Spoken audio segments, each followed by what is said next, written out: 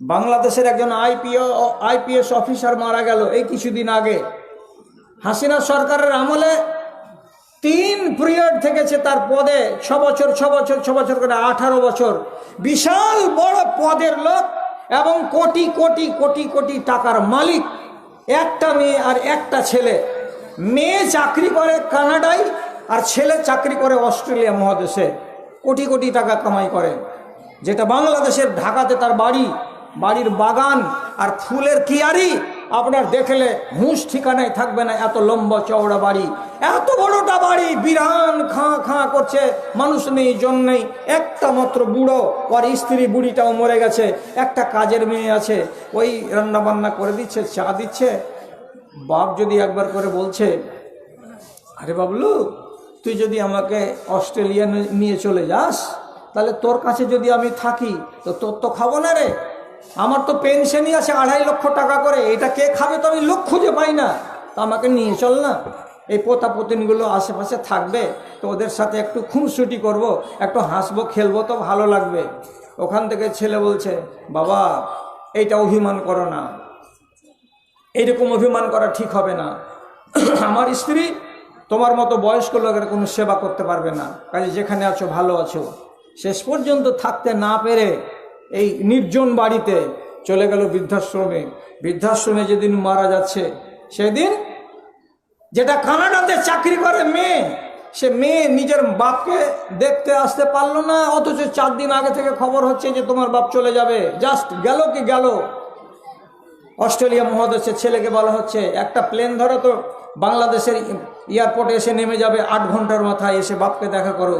বেটা বলছে এখন খুব চাপ কাজের, আমি এখন দেখা করতে আসতে পারবো না। এমন শিক্ষা দিয়েছিলেন যে মরবার কালে নিজের ছেলের পার্শ্বে থেকে বাল বাচ্চাগুলোর একটুখানি মুখ দেখতে পেলেন না, আর পোতাপতিনগুলোকে একটু আদর করবে, ওরা যে দাদু বলবে, আর আমি যে একটু নানু বলবো, দাদু বলে আদর করতে যাব, সেই সুযোগটা আমি পেলাম না। কেন? ছেলেরাকে আমি এমনই শিক্ষা দিয়েছিলাম যে শিক্ষার বদৌলতে তারা বিদেশের মাটিতে থাকলো, মরার কালে আমার মুখখানা কেউ দেখার জন্য দেশে আসলো না। ভাই, আপনাকে কেন বলছি এই নিজামিয়ার শিক্ষা আপনি দেবেন? এই শিক্ষা আপনাকে সবই দেবে। এটা হলো 2 চোখের, এটা 2 চোখের হরিণ, সব দিক পাবেন এইখানে। কেন যে আজকালকার সিলেবাস কি হয়েছে, নিজামিয়া মাদ্রাসাতে একটা ইংরেজির সাবজেক্ট দেওয়া হয়েছে। আপনি যখন ট্রেনে চলবেন রিজার্ভেশন করতে হবে, কি করতে হবে না করতে হবে নিজামিয়ার তালিমে পাওয়া যাবে। এবার কেউ যদি বলে না আমার ইচ্ছাই আছে ডাক্তার হওয়ার, একদম স্বতন্ত্রভাবে ডাক্তার হওয়ার, তাও বলবো আপনার ছেলেকে আগে কোনো নিজামিয়া মাদ্রাসাতে 4 ক্লাস পড়ান। পড়ার পর আপনি তাকে ডাক্তার করেন, ইঞ্জিনিয়ার করেন, আর কিছু করেন, আর কিছু করেন। বলছি কেনর মানে হলো এই 5 তলা বিল্ডিং করতে গেলে ফাউন্ডেশনটা ভালো করতে হয়, ঠিক না? ঠিক। ফাউন্ডেশনের মানে কি? ওর ড্যাম প্রুফের তলে যেটা ওর ভিত দেবেন, ওর ভিতগুলোর তলে একটা চওড়া করে ঢালাই দেন এবং 16 mm এর রড দেন। দেওয়ার পরে ড্যাম প্রুফ ঢালাই করার পর এইবার আপনি বলেন আমি 1 তলা পারবো, 1 তলাই করেন। কেউ যদি বলে আমি 2 তলা পারবো, 2 তলাই করেন। আর যদি আপনি মাটির গাড়া দিয়ে যদি এরকম করে বিল্ডিং বানিয়ে তার উপরে 3 তলা করতে যান, 2 তলাই টিকবে না, আর একদিন আছাড় খেয়ে পড়ে যাবে। এই জন্য কি করতে হবে? ফাউন্ডেশনটা ভালো করতে হবে, ওর ভিতটাকে ভালো করতে হবে। আপনি যদি একটা ছেলেকে নিজামিয়া মাদ্রাসায় 4টা বছর 5টা বছর পড়িয়ে তাকে যদি ডাক্তার বানাবার জন্য দিয়ে দেন, আমাদের পশ্চিমবাংলায় অভাব থাকলে থাকতে পারে, কিন্তু এমন ছেলেগুলো যারা হাফেজ তারা ডাক্তার। দক্ষিণ ভারতে দেখেন 1টা নয় 2টা নয়, এইবার একজন হাফেজে কোরআন পাইলট হয়েছে, হয়ে সরকারি চাকরিতে যোগদান করে দিয়েছে। এর চাইতে খুশির খবর কি হতে পারে? হাফেজে কোরআন এখন ডাক্তার ঘরে ঘরে দক্ষিণ ভারতের মাটিতে হতে পারে যদি আপনার ছেলেকে চান। তাহলে এই ছেলেগুলো যখন আগামী দিনে ইঞ্জিনিয়ার হবে, তখন ওর ফাউন্ডেশনটা কি? ঈমান। নামাজ পড়া ছেলে হবে, মিথ্যা কথা বলা হবে না, বাপ আর মার সেবা করা ভুলবে না। এর ফাউন্ডেশনটা হচ্ছে ঈমানের ভিত্তির উপরে। কাজে ছেলেটা যাই হোক না কেন আগামী জীবনে এই ছেলেটা ঈমানকে হাতছাড়া হতে দেবে না, নামাজকে হাতছাড়া হতে দেবে না, পিতা মাতার সেবা থেকে নিজের মুখটাকে ফিরিয়ে নেবে না। এটা গ্যারেন্টি দিয়ে কথা বলা যায়। তবে গাঙে বালু ছাড়া হয় না, 2টা 4টা যদি খারাপ হয়ে যায় তো সেটা আলাদা কথা। ভাইরা আমার, আপনাদের মনে হয়তো একটু কষ্ট হলো, কেউ কেউ আমাকে শিকায়ত করে বলছিলেন যে আপনি ওইখানে কাশিলা মাদ্রাসায় এলেন, তো আপনি একটু সুর দিয়ে কথা বললেন না। তো কথা হলো বয়স হলো, এখন সুরটাকে ছেড়ে দিতে গেলে আরাম বেশি হচ্ছে, এক। আর দুই নম্বর কথা, গোড়াতেই বলেছিলাম এটা সুর দিয়ে বলার বিষয় নয়, এটা হচ্ছে সেমিনারের বিষয় বস্তু, বক্তব্য। এই জন্য কথাই কথাই আলোচনাটা 1 ঘন্টা 7 মিনিট আপনাদের সামনে রেখে দিলাম। তো ভাইজানেরা, বাপজানেরা, আমার ছোটরা, আমার বড়রা, আমার বেয়াদবিটা ক্ষমা করবেন। আমাকে আমার নিজের জায়গাতে চলে যেতে হবে।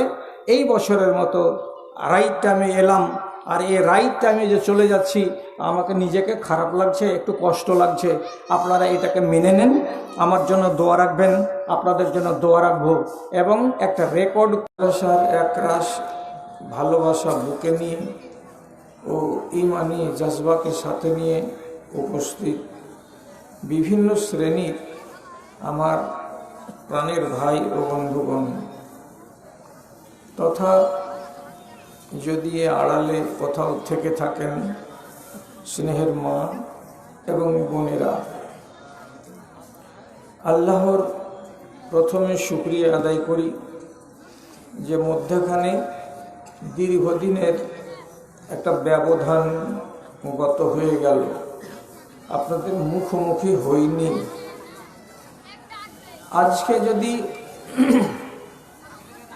মুখোমুখি হওয়ার সুযোগ হয়েছে, তবে নিয়ম বহির্ভূতভাবে, অর্থাৎ আমি অন্য কোথাও বুক হয়ে আছি, সেখানে আমাকে যথাসময়ে হাজির হতে হবে। আপনারা লোকাল্লোক চাপ সৃষ্টি করেছেন ভাই মুদাসসির সাহেবের উপরে, বলে উনি বাধ্য হয়ে আমাকে এই বৃদ্ধ বয়সে ডবল ডিউটি করার জন্য বাধ্য করেছেন এবং সময়টা বরাদ্দ করে দিয়েছেন সন্ধ্যা 7টা থেকে নিয়ে 8টা পর্যন্ত। কেন যে আমাকে আমার জালসায় যেতে 1 ঘন্টা সময় লাগবে, তাহলে আমি 9টায় গিয়ে পৌঁছাবো। আপনারা মনে কিছু নেবেন না, নতুন চেহারা, উদীয়মান বক্তা, শিক্ষিত মানুষ এবং ভালো ডিগ্রিধারী আলেম আপনাদের এইখানে আজ নতুন মুখ, নতুন মেহমান এসেছেন, আপনাদের সামনে আসবেন। আমি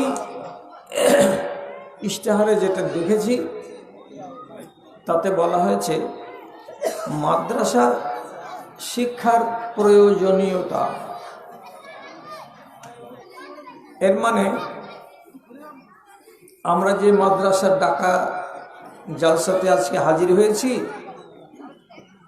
এই এক মাদ্রাসা, এবং আমাদের দেশে অনেক অনেক আল্লাহ রাব্বুল আলামিনের মেহেরবানিতে তৈরি হয়ে আছে দ্বীনি মাদ্রাসা। সেই মাদ্রাসাগুলোর লেখাপড়া করা কতখানি দরকার, কতখানি প্রয়োজন, এটার উপরে আমাকে কথা বলতে বলা হয়েছে। ভাই সকল মনে কিছু নেবেন না, আসলে এই বিষয়টা হচ্ছে সেমিনারে বা কোনো কনফারেন্সে বক্তৃতা দেওয়ার একটা বিষয়, যেখানে শিক্ষিত লোকেদের সমাগম থাকে এবং কাটা কাটা করে কথায় বিষয়টাকে ফুটিয়ে তুলতে হয়। আর আজ আপনাদের সামনে যেখানে শিক্ষিত লোকের হারটা একটু কম এবং যারা শিক্ষা দীক্ষা করার সুযোগ পাননি, খেটে খাওয়া মানুষের সংখ্যাটা বেশি, অথচ আপনাদের সামনে এই বিষয় নিয়ে কথা বলতে হবে। তাহলে চলুন গোড়া থেকে কথাটাকে আরম্ভ করি। মাদ্রাসা মানে কি? মাদ্রাসা শব্দটা আরবি শব্দ দার্স থেকে এসেছে। দার্সের মানে হলো পাঠ, এবং এই পাঠ যেখানে পাওয়া যাবে, যেখানে দেওয়া হবে, সেই জায়গাটাকে আরবি ব্যাকরণ মূলে বলা হয়েছে পাঠ পাওয়ার জায়গা। তাহলে যেখানে গেলে পাঠ পাওয়া যায়, মানে পড়া পাওয়া যায়, শিক্ষা পাওয়া যায়, সেই জায়গাটার নাম হলো মাদ্রাসা। তারপর এই শব্দটা আরবিতে আমাদের কাছে বহুল পরিচিত। কেন? আমরা মুসলমান মানুষ, আমাদের কৃষ্টি কালচারের ভেতরে ইসলামী নাম, ইসলামী পরিভাষা অনেক আছে। ঠিক সেইভাবে আমাদের মধ্যে এই নামটা অর্থাৎ মাদ্রাসা শব্দটা বহুল প্রচারিত। বললেই চিনতে পারি আমরা, অথচ যে শব্দটা আমি ব্যবহার করব স্কুল বলে, তো স্কুলের মানে যেটা, মাদ্রাসার মানেও সেটা। যেটাকে বাংলাতে বলবো বিদ্যালয়, সেটাকে আরবিতে বলবো মাদ্রাসা, ওটাকেই বলবো আমি ইংরেজিতে স্কুল। বাকি থাকলো কোনোটাকে প্রাইমারি বলি, কোনোটাকে হাই বলি, কোনোটাকে উচ্চ বলি, কোনোটাকে কলেজ বলি, কোনোটাকে ইউনিভার্সিটি বলি। তো এইগুলো শিক্ষার স্তর অনুযায়ী উঁচু লেভেল পর্যন্ত যাওয়ার এগুলো হলো ধাপ। অর্থাৎ একটা বাচ্চা ছেলে যখন প্রথম আরম্ভ করবে তখন সেটা হবে মাকতাব, আলিফ বা তা আসা শিখা হয়ে যাবে, তখন এখান থেকে একটু উপরে উঠবে। এটা তখন কি হবে? এটা দ্বিতীয় স্টেজে চলে এসে তখন হয়ে যাবে এটা কি? মাদ্রাসা, পাঠদান। ঠিক তেমনি এটা হয়ে যাবে প্রাইমারি, প্রাইমারি থেকে হাই মাদ্রাসা বা হাই স্কুল। তারপরেরটা হয়ে যাবে আরবি নিয়ম অনুযায়ী, ওটাকে বলবো আমরা কুল্লিয়া মানে কলেজ। কলেজের উপরেরটাকে বলবো জামিয়া মানে ইউনিভার্সিটি।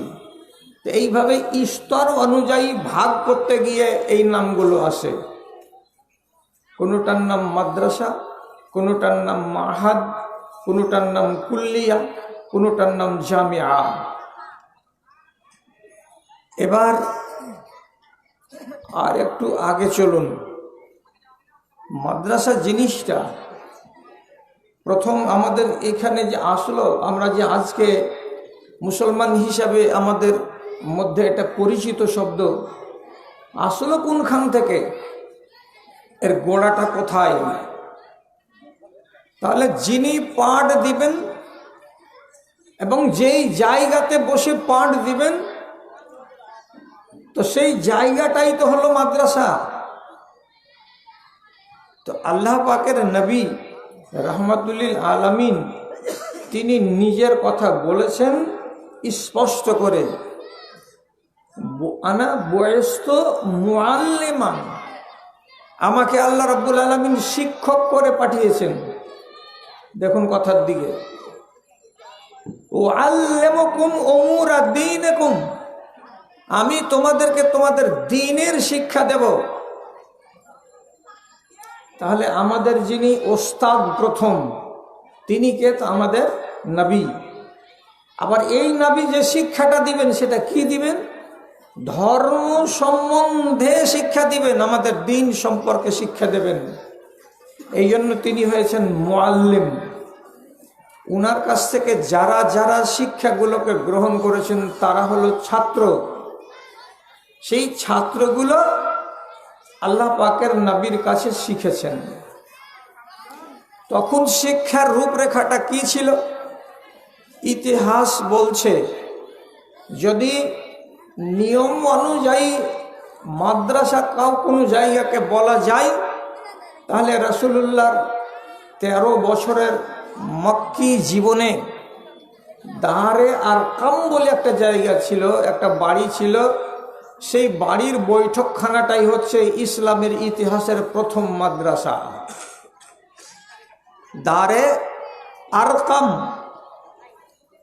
ওইখানে যারা নতুন নতুন ইসলাম গ্রহণ করতেন, এই গুটি কয়েক মুসলমান, ওনারা এই বাড়িটাকে নিরাপদ মনে করে ওখানে জমা হতেন, রাসূলুল্লাহর কাছ থেকে বিভিন্ন বিষয়ে শিক্ষা দীক্ষা নিতেন।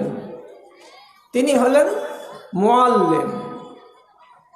এরপরে আল্লাহ পাকের রসুল যখন 13 বছরের মক্কি জিন্দগি শেষ করে হিজরত করে চলে এলেন কোথায়? মদিনায়। তো রাসূলুল্লাহর মাদ্রাসা যেটা মক্কাতে ছিল, এটা ছিল পার্মানেন্ট মাদ্রাসা, দারে আরকাম। কিন্তু গুরু যেহেতু সাহাবীদের একটা দলকে নিয়ে মাঠে যেতেন, পাহাড়ে যেতেন, যুদ্ধে যেতেন, বাইরে যেতেন, হজে যেতেন, যেখানেই যেতেন, এবং যখন যেটা দরকার লাগতো, রসুল মাঠে তো মাঠে, ঘরে তো ঘরে, বিদেশে তো বিদেশে, উনি তালিমের সিলসিলাটাকে চালু করে রেখেছিলেন। তাহলে রাসূলুল্লাহর জীবনে মাদ্রাসা যদি হদ করে বলা যায়, নিযুক্ত করে, তাহলে একটা হলো দারে আরকাম, এবং চলমান মাদ্রাসার জন্য রাসূলুল্লাহ নিজে হলেন শিক্ষক, আর যেখানে যেখানে চলেছেন সেটাই হলো মাদ্রাসা। তারপর যখন উনি চলে আসলেন মদিনা, মদিনাতে এসে তালিম বন্ধ হয়নি, তালিমের সিলসিলাটা বন্ধ হয়নি, বরং সেখানে আরো জোরদার হলো। কিভাবে জোরদার হলো? তো মদিনার মসজিদে এক প্রান্তে উত্তর দিকে খানিকটা জায়গা একটু সামান্য উঁচু করে তাকে নির্দিষ্ট করা ছিল। সেই জায়গাতে কিছু লোক, কিছু সাহাবী বসতেন। বেশিরভাগ তারা গরিব, তাদের বাড়ি ঘর ছিল না। সেই সাহাবীগুলোকে বলা হয় আসহাবে সুফা। এদের কাজ ছিল খেয়ে আর না খেয়ে শুধু রাসূলুল্লাহর কাছে তালিম নেওয়া। তারপরে অন্যান্য সাহাবী যারা গরিব নয়, তারা কি করে শিখতেন? বাইরে যেতে গেলে নিজের প্রয়োজন মতো জিজ্ঞাসা করতেন, আর প্রয়োজনের উত্তর রাসূলুল্লাহ যখন দিয়ে দিতেন তখন তিনি সেটাকে হাদিস বলে মেনে নিতেন, আর সে কথাটা আবার পরে তিনি অন্য সাথীদের কাছে পৌঁছে দিতেন। এইভাবে আল্লাহ রসুলের কথাগুলো এক মুখ থেকে আরেক মুখ, আরেক মুখ থেকে আরেক মুখ চলতে থেকেছে। কেউ মাঠে বিদ্যা পেয়েছে, কেউ ঘাটে বিদ্যা পেয়েছে, কেউ মসজিদের নববীতে বিদ্যা পেয়েছে, কেউ ফজরের নামাজের পর দার্স দিয়ে রাসূলুল্লাহর কাছ থেকে শিক্ষা পেয়েছে। এইভাবে মাদ্রাসা চালু থেকেছে। তারপর এখন এই প্রসঙ্গে দুটো কথা আপনাকে আর বলে দিই। মাদ্রাসার কথা তো জানলাম, তো এই পড়া কি আমাকে পড়তেই হবে? আমাদেরকে কি শিখতেই হবে? পড়াটা আমরা কেন সবাই পড়ব নিজামিয়া মাদ্রাসার পড়া? এর জবাব হলো এই, সবাই যে পড়ে মাওলানা হবে এ কথাটা আল্লাহর কিতাব বলে না। আল্লাহর কোরআন বলছে, ফালাউলা নাফারা মিন কুল্লি ফিরকাতিন লিয়াতাফাক্কাহু ফিদ্দীন। তোমাদের মধ্য থেকে কিছু লোক, এই বংশের 2টা, ওই বংশের 4টা, পূর্বটলার 4টা, পশ্চিম পাড়ার 4টা, এইরকম কিছু লোক তোমাদের ভেতর থেকে হবে, যারা কি করবে? ইলমে দ্বীনকে ওর আদ্য পান্ত জেনে জ্ঞানী হবে, পণ্ডিত হবে, আলিম হবে, মাওলানা হবে। সবাই পড়বে না। তার মানে পড়বে না বলতে সবাই মাওলানা হবে না, এটা হলো কথা। পড়বে না তাহলে? হ্যাঁ, পড়ার প্রশ্ন যখন আসবে তখন আরেকটা হাদিসের প্রতি নজর দিতে হবে। সেটা কি? রাসূলুল্লাহ বলছেন, তালাবুল ইলমি ফারিজাতুন আলা কুল্লি মুসলিম।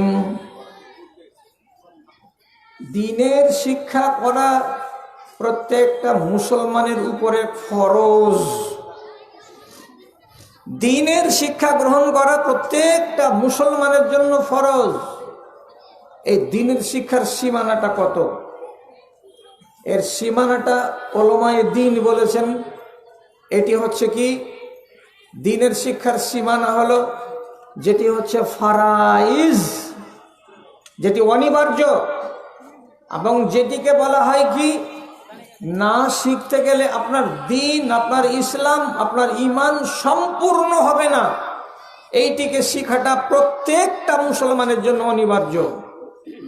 হালাল কোনটা, হারাম কোনটা, জায়েজ কোনটা, নাজায়েজ কোনটা, এই বিষয় সম্পর্কে আপনাকে জ্ঞান নিতে হবে। এতখানি জ্ঞান নেওয়া প্রত্যেকটা মুসলমানের উপরে ফরজ। তাহলে হালাল হারামের বাইরে কি হাদিস নেই? আছে। জায়েজ না জায়েজের পরে কি হাদিস নেই? আছে। ওইগুলো আপনাকে জানতে হবে না, আপনার জন্য অনিবার্য নয়।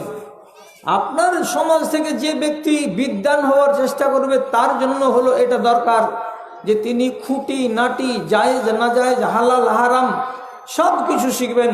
কোরআনের তর্জমা শিখবেন, ব্যাখ্যা শিখবেন, তাফসীর শিখবেন, রাসূলুল্লাহর হাদিস শিখবেন, হাদিসের ব্যাখ্যা বিশ্লেষণ শিখবেন, সাহাবীদের আমলকে দেখবেন এবং ফিকহকে বুঝবেন।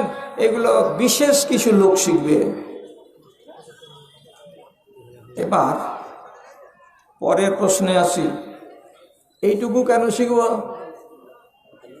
কিছু লোক বলেন আজকাল মাদ্রাসাতে লেখাপড়া করতে দেওয়ার মানে কি, ছেলেটাকে মাওলানা করতে হবে, আর মাওলানা হওয়ার পরে গ্রামের জুমা মসজিদে খুতবা দিবে, আর মাঝে মাঝে ওয়াজ করবে, আর তারাবির নামাজ পড়াবে। এছাড়া আর কোন কাজ আছে? তার জন্য আমাকে সীতারামপুর মাদ্রাসায়, ইসলামপুর মাদ্রাসায় আর বড় বড় মাদ্রাসায় ওকে 10 বছর পড়াবো কেন? তার থেকে ভালো হলো যে আমি দুনিয়ার লেখাপড়া করাবো, করিয়ে ছেলেটাকে আমি কি করব, কাজের যোগ্য বানিয়ে দেব। তাহলে ওই ছেলেটা আগামী দিনে পায়ে দাঁড়াবে এবং ওর পেটের ভাত নিজে করে নিতে পারবে। এইরকম একটা আমাদের ধারণা আছে।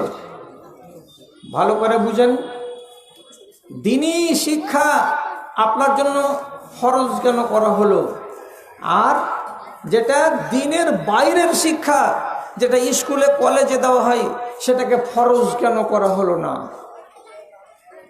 যে শিক্ষা আপনার জন্মের কারণ বলবে, সে শিক্ষা আপনাকে নিতে হবে। যেই শিক্ষা আপনার পৃথিবীতে আগমনের উদ্দেশ্যটা কি এটা বাতলাবে, সেই শিক্ষা আপনাকে নিতে হবে। যেই শিক্ষা আপনাকে এই কথাটা বলবে, ভাই তুমি কোথায় ছিলে, এখানে কেন এলে, আবার তোমাকে কোথায় যেতে হবে, যে শিক্ষা এটা আমাকে বলবে বা শিখাবে, সেই শিক্ষাটাই আমাকে শিখতে হবে। কেন? তো এর 1 নম্বর জবাব হলো এই, আমরা এমন এক প্রাণী যে রব্বুল আলামিন আমাদেরকে অস্থায়ী দুনিয়ায় 60 বছরের জন্য পাঠিয়েছেন।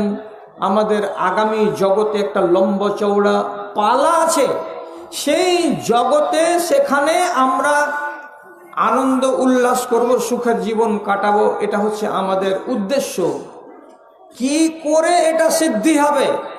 তাহলে মাঝখানে একটা বন্ধন আছে, আর এই বন্ধনটাকে জানতে গেলে এই তালিমের দরকার। যে তালিম আপনাকে আপনার রবের সঙ্গে জুড়ে দেবে, যে তালিম আপনাকে আপনার কায়নাতের স্রষ্টার সঙ্গে সম্পর্কিত করে দিবে, যেই তালিম আমাকে আমার ইহলৌকিক জীবনে একটা ভদ্র মানুষ হয়ে, সভ্য মানুষ হয়ে বাঁচার মতো যোগ্যতা বানিয়ে দেবে, সেই শিক্ষা আমাকে নিতে হবে। যেই শিক্ষার ভেতরে আমি নিজেকে একজন সম্মানিত নাগরিক এবং মানুষ হিসাবে পেশ করতে পারবো, সে শিক্ষা আমাকে নিতে হবে। এবং সেখান থেকে উপর জুপরি যেটা পাওনা হিসাবে, অতিরিক্ত পাওনা হিসাবে, ওটা কি আসবে? সেটা আসবে আমার পেট। পেটের জন্য শিক্ষা এটা কথা নয়, কোনোদিন এটা হবে না। যে শিক্ষা আপনাকে গোড়াতেই বলবে এটা করো, তো ইঞ্জিনিয়ার হবে, ইঞ্জিনিয়ার হতে গেলে 1 লাখ টাকা মাইনে পাবে, 1 লাখ টাকা মাইনে হলে 4 তলা বাড়ি হবে, 4 তলা বাড়ি হতে গেলে তুমি গাড়িতে চড়ে বেড়াবে, তুমি ঠাটের জিন্দেগি কাটাবে। এই শিক্ষা আপনাকে আপনার রবের সঙ্গে জুড়ে দেবে না, আপনাকে এই শিক্ষা আপনার রব থেকে ছিন্ন করে দেবে, আর আপনার এই দুনিয়াতে আসার উদ্দেশ্য ব্যাহত। এবং এই দুনিয়াতে 60 বছর যে থাকবেন, তার নীতি, তার রীতি, তার কানুন, তার নিয়ম সব কিছু আপনার অগোচরে চলে যাবে। আপনি একটা যান্ত্রিক মানুষ হিসাবে আপনি একটা পেটের স্বার্থবাদী হয়ে কেবল বাঁচবেন, আপনি মানুষ হয়ে বাঁচতে পারবেন না। আপনি সুরাতে আর সেকেলে একজন মানুষ থাকবেন, আদর্শে এবং জ্ঞানে এবং গুণে আপনি মানুষ হয়ে বাঁচতে পারবেন না যতক্ষণ পর্যন্ত এই দ্বীনি শিক্ষাকে আপনি গ্রহণ না করবেন। কেন যে অনেকগুলো পয়েন্ট আছে। যখনই খালেকের সঙ্গে আপনার রিশতা হবে, তখন খালেকের বিধিবিধান মেনেই আপনাকে দুনিয়াতে চলতে হবে। এখানে চলতে গিয়ে আপনার চোখের সামনে আসবে খোরাক, কোনটা খাবেন কোনটা খাবেন না। আপনার চোখের সামনে আসবে সমাজ ব্যবস্থা, সমাজ ব্যবস্থাতে আপনি কিভাবে জীবন কাটাবেন কিভাবে কাটাবেন না।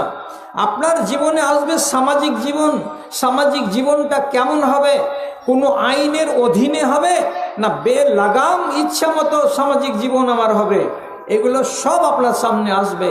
আপনার ডানে গরিব থাকতে পারে, আপনার বাড়ির আশেপাশে ইয়েতিম দুঃখী থাকতে পারে, তারা এই সমাজের অঙ্গ, ওরা কি করে বাঁচবে আর আমি কি করে বাঁচব, আমি একাই সুখী হব, ওরা দুঃখী হয়ে থাকবে না ওরাও সুখী হবে। কেউ লোক, একজন লোক আর একজনকে মেরেছে, মাথা ফাটিয়ে দিয়েছে, কেন মারলা তুমি তাকে?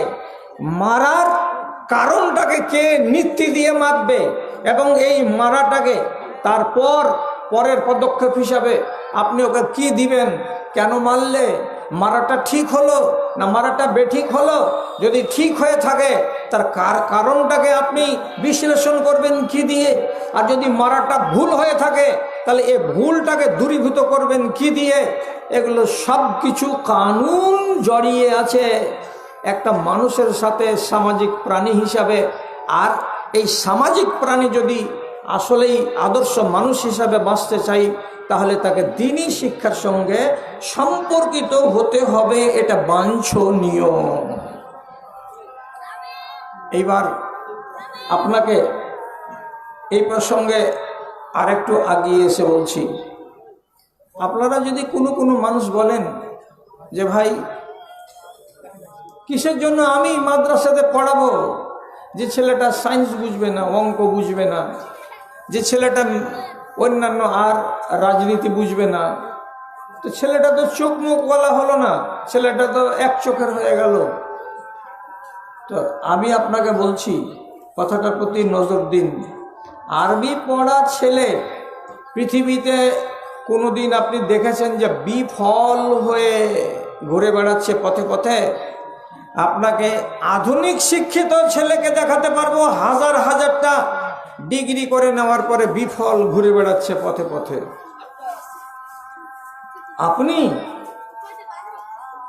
এমন শিক্ষাটা শিখলেন যে শিক্ষা আপনার পেটের ভাতটা ঠিক করে দিতে পারলো না।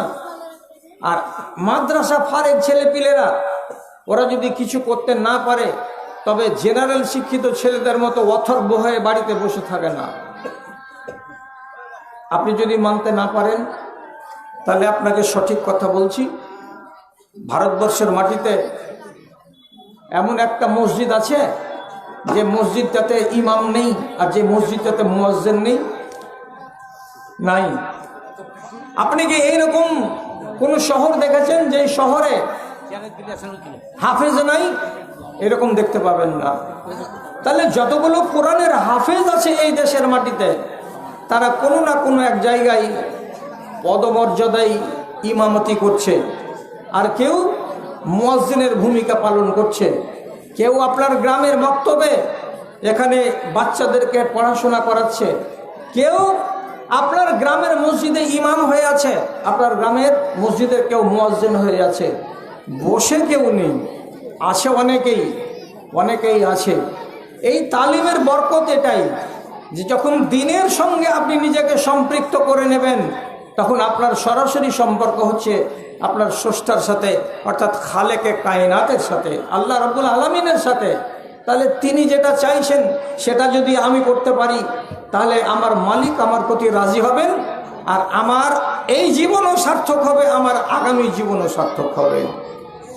বিরাদারানে মিল্লাত, আপনি বলতে পারবেন, জানেন এই দ্বীনি শিক্ষার পিছনে এক একজন বাবা আর এক একজন মা কি কাজ করে গেছেন, এবং তারা দুনিয়াতে দ্বীনি শিক্ষা গ্রহণ করার পর কতটা তারা উন্নত হয়েছেন। এমন এক আলেমের নাম বলছি, ইমাম মালিক রহমতুল্লাহ আলাইহি। তার মা তাকে ছোট থেকে বড় করেছেন, বড় করার পরে শিক্ষা দীক্ষা দিয়ে তাকে এত বড় পণ্ডিত বানিয়েছেন যে পৃথিবীতে এমন কোনো নিজামিয়া পড়া ছাত্র নাই যে ছেলেটা ইমাম মালিকের নাম জানে না। আপনি জানেন ইমাম বুখারী রহমতুল্লাহ আলাইহি অল্প বয়সে তিনি পিতাকে হারিয়েছিলেন। তার মা তাকে লালিত পালিত করে লেখাপড়া করার জন্য শুকা শুকা রুটি আর শুকনো শুকনো লবণের ঢিলা সেই যুগে পাওয়া যেত, ওইগুলো দিয়ে মাওলানার বাড়িতে রেখে চলে আসতেন। 15 দিন ধরে 20 দিন ধরে লেখাপড়া শিখে রুটি যখন শেষ হয়ে যেত, তখন আবার বাড়ি ফিরে এসে বাড়ি থেকে রুটি নিয়ে গিয়ে লেখাপড়া শিখতেন। তাহলে এরা কারা? কে আছে পৃথিবীতে এমন একটা লোক বলুন তো, যেই লোকটা ইমাম বুখারী রহমতুল্লাহ আলাইহির নাম শুনেনি এবং ইমাম বুখারী রহমতুল্লাহ আলাইহিকে জানে না এবং চেনে না? বলতে পারবেন? কেউ নেই এরকম লোক। সবাই জানে, সবাই চেনে। এখন আপনি বলবেন মনে মনে যে মাদ্রাসা তো আপনারা খুব করছেন, এইরকম মাদ্রাসা কোথায় কবে হলো এটা কি দেখাতে পারবেন?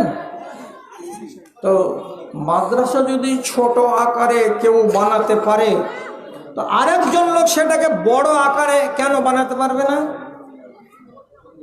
আপনি একটা ছোট করে কোনো জিনিস বানালেন, আপনার ভাই সে জিনিসটাকে বড় করে বানিয়ে দিল, তাতে বাধাটা কোথায়? আপনাকে তো বলেছি পহিলা মাদ্রাসাটা কোথায়? দারে আরকামে। দ্বিতীয় মাদ্রাসাটা কোথায়? মসজিদে নববীতে আহলে সুফফাদের স্থানে। তারপর মাদ্রাসা কোথায়? তারপর মাদ্রাসা হলো এখানে। এইভাবে বিক্ষিপ্তভাবে শেষের বেলায় যেটা মাদ্রাসা রূপ পেল কতদিন পরে? 400 বছর পরে, 460 হিজরিতে এসে পেল। সেটা হয়েছিল কোথায়?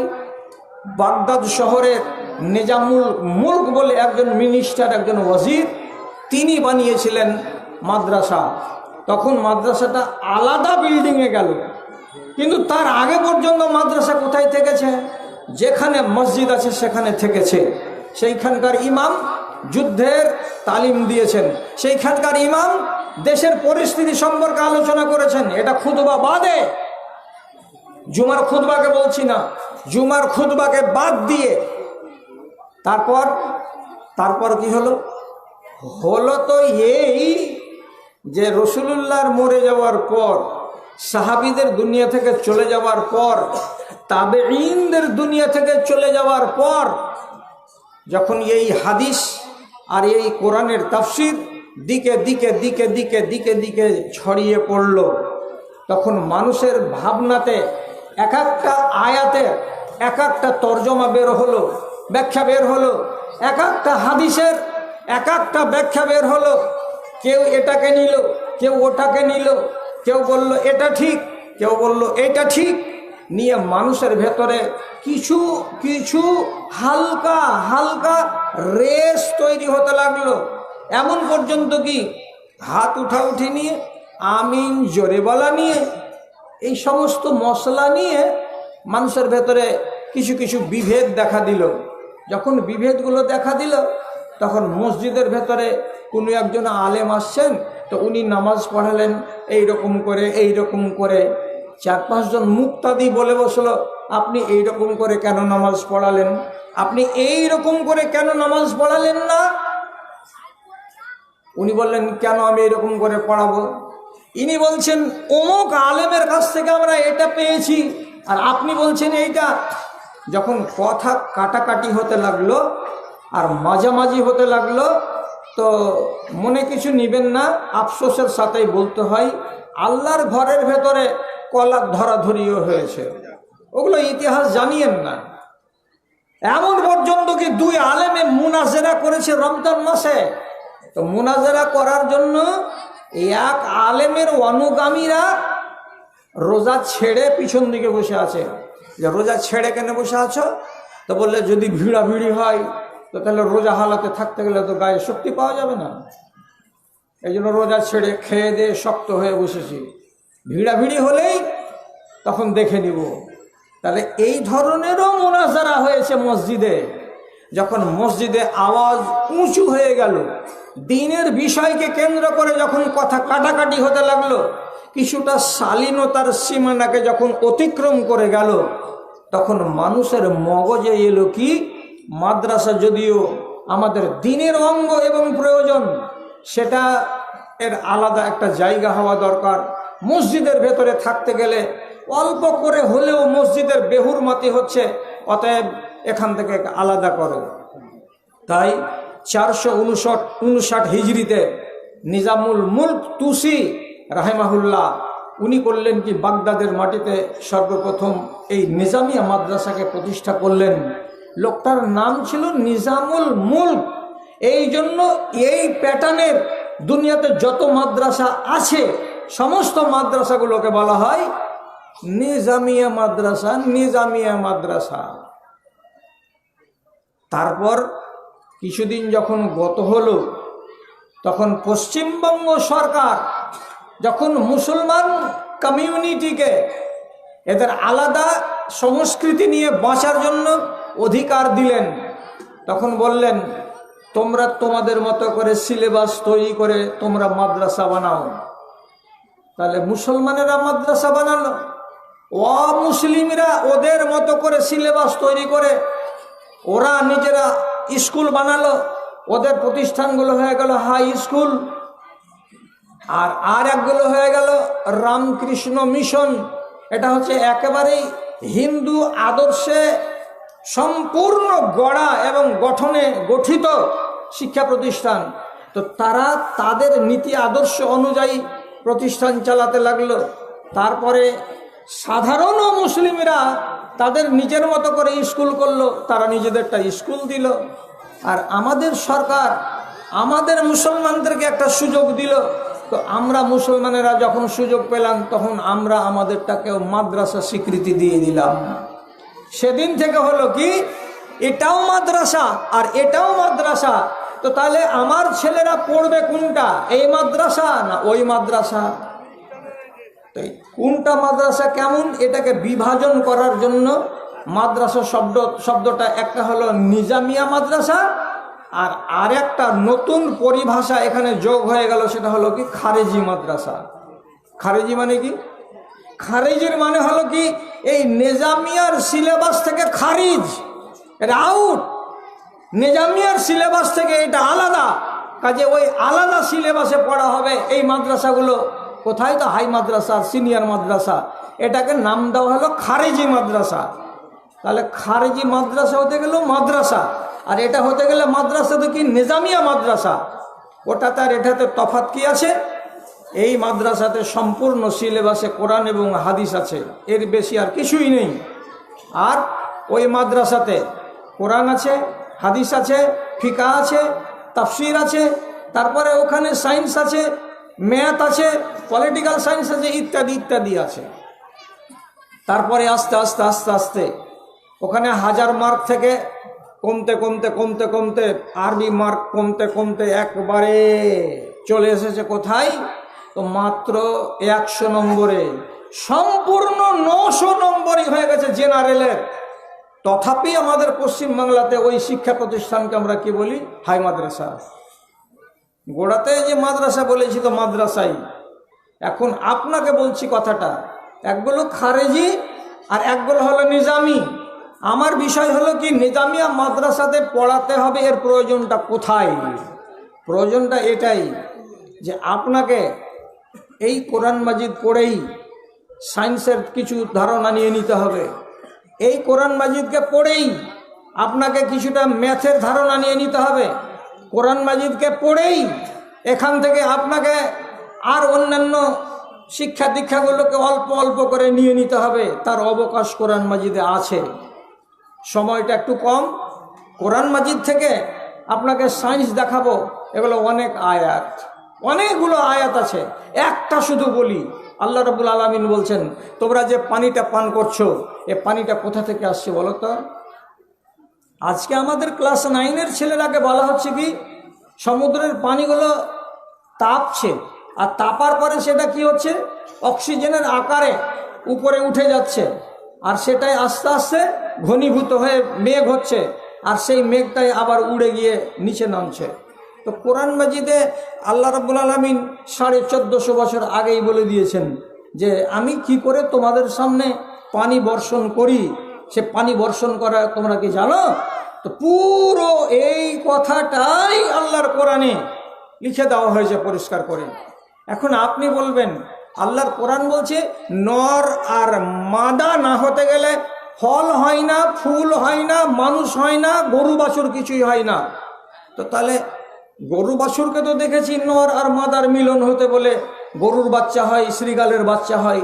আমাদের দেশে যে এতগুলো কুমড়া, ঝিঙে, তরি তরকারি হচ্ছে, এগুলো কেমন করে ওদের গাছে গাছে মিলন হয়?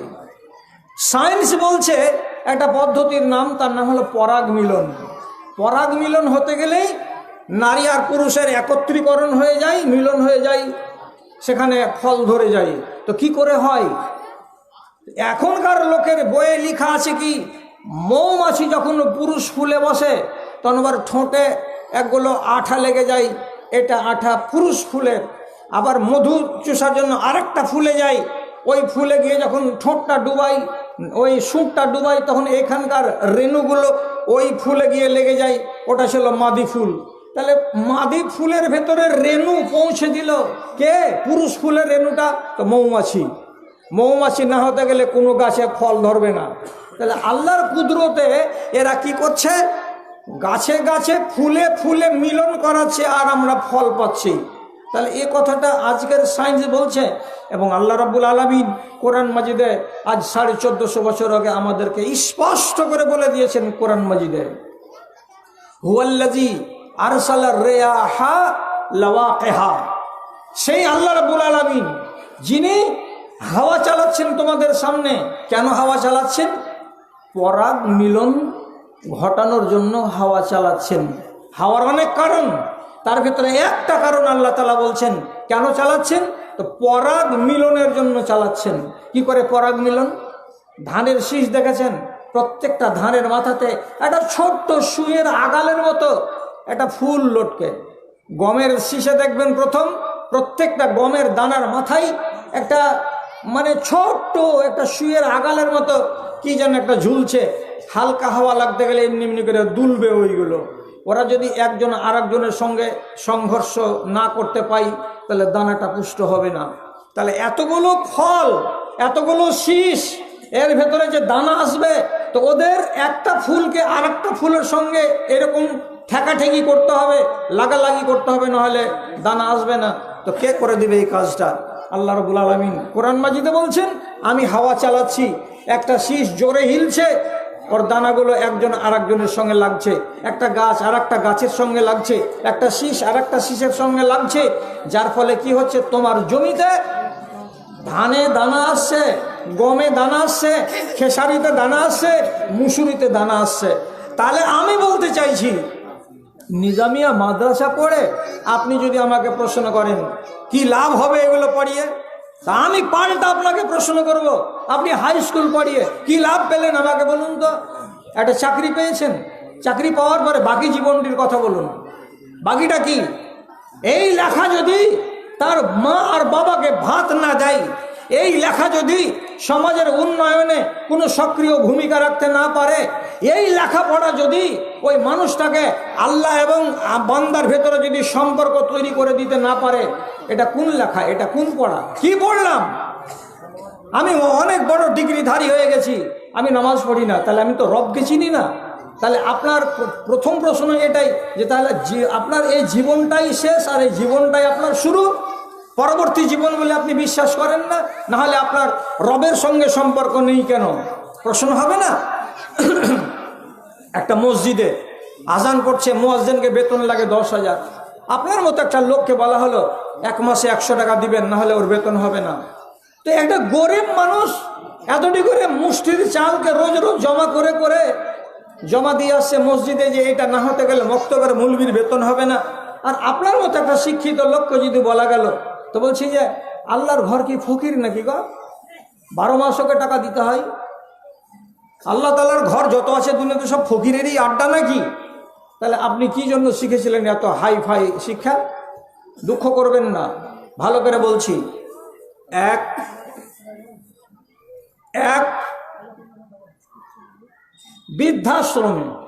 বৃদ্ধাশ্রম মানে কি? যেগুলোতে বুড়ো মানুষেরা বাড়িতে ঠাঁই পায় না, বেটারা ভাত দেয় না, তখন ওই সরকারি ভবনগুলোতে, বেসরকারি ভবনগুলোতে রেখে দিয়ে চলে আসে। ওখানে খালি বুড়াই দেখতে পাবেন, 200, 400, 500। কোনোটা আছে মেয়েদের জন্য, তো শুধু মেয়েই দেখতে পাবেন। বৃদ্ধা সব 60 বছর, 65 বছর, 80 বছর এইরকম বয়সের মানুষেরা। খাওয়াচ্ছে কারা?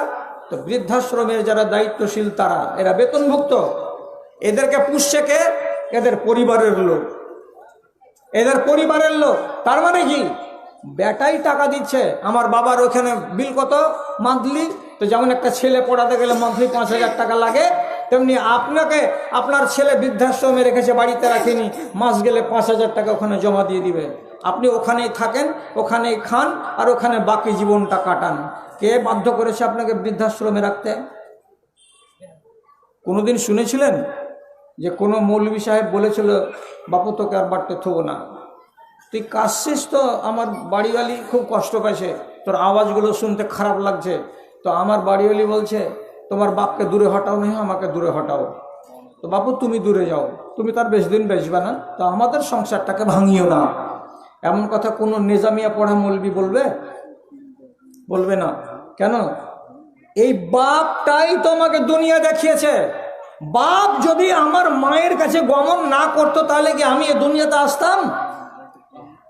বাপ তো আমার আঙুলটাকে ধরে আমাকে চলতে শিখিয়েছে। এই বাপ না হতে গেলে কি আমি পায়ে দাঁড়াতে পারতাম? এই বাপ আবার স্বপ্নকে সাকার করেছে। বাপ যদি না হতো তাহলে কি আমি এতটা লেখাপড়া করতে পারতাম? কোনোদিন পারতাম না। তাহলে যারা বাপকে চেনে, কি বলে? এটা জান্নাতের মেন গেটের পাল্লা। আর যারা মাকে চেনে, কি বলে? ওর পায়ের তলে আছে জান্নাত। এমন মানুষেরা যারা বিশ্বাসী, তারা এই মাদ্রাসার ফারেকরাই হবে বিশ্বাসী। ও কোনোদিন মাকে মারতে যাবে না, মাকে অসম্মান করতে যাবে না, বাবাকে এইরকম করে বেইজ্জত করতে যাবে না। বেইজ্জত করে কারা? যাদেরকে এমন শিক্ষায় আপনি শিক্ষিত করে তুলেছেন, এত বড় আশা নিয়ে। আর কি করেছেন? যেটা ন্যাংরা, যেটা কানা, তাকে দিয়েছেন আপনি কোথায়? তো মাদ্রাসায়। কি বলে? তুই কানা ছেলে আছিস, তুই ভালো করে পড়তে টড়তে পারবি না, না পারবি, কোন রকম গলা বাজাবি, আর এদিক ওদিক চেহা চিন্তা খেয়ে নিবি, তো জীবন কেটে যাবে। তাহলে আপনি কানাটাকে দিবেন, ন্যাংরাটাকে দিবেন, রোগাটাকে দিবেন যে মাদ্রাসাতে যা। আর যেটা ভালো, যেটা সাবলীল, একদম সুন্দর, মজবুত, বলিষ্ঠ, তাকে আপনি দেবেন কোথায়? তো বলছে এই অমুক স্কুলে দিয়ে দাও, ও আলামিন মিশনে দিয়ে দাও। কতটা করে টাকা লাগবে মাসে? আলামিন মিশনে যদি আপনি আপনার ছেলেকে পড়ান, তাহলে আপনাকে মাসে গুনতে হবে একটা ছেলের পেছনে কম করে হলে 10,000 টাকা। আর এই যে ছেলেটাকে নিজামিয়াতে দিয়েছেন, তার পেছনে আপনাকে ক টাকা গুনতে হবে? খুব বেশি যদি হয় তো ছেলেটা চকলেট খাওয়ার জন্য, আর না হয় এখানে সাবান কিনবে, তার জন্য দেবে 2500 টাকা দিয়ে দে, 25 টাকা পকেটে করে এখানে আসবে।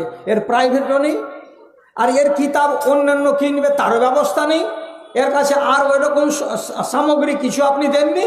আর ওর পেছনে আপনি 3টা 4টা করে প্রাইভেট দিবেন, আবার প্রাইভেট টিউটরের কাছে পড়ে ক্লাসেও পড়বে, 1000 রকমের আপনি ব্যবস্থা করবেন।